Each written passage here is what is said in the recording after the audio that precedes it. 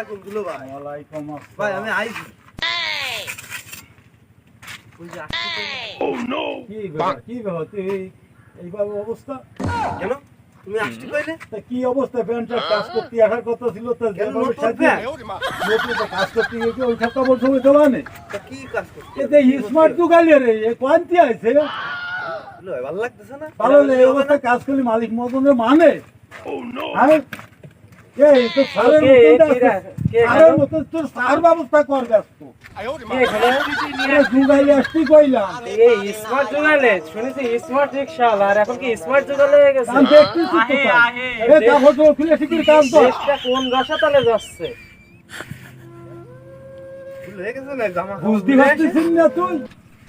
কাজই করবো না দুলো ভাই। কেন কাজ করবি না? আমারে জনের পয়সা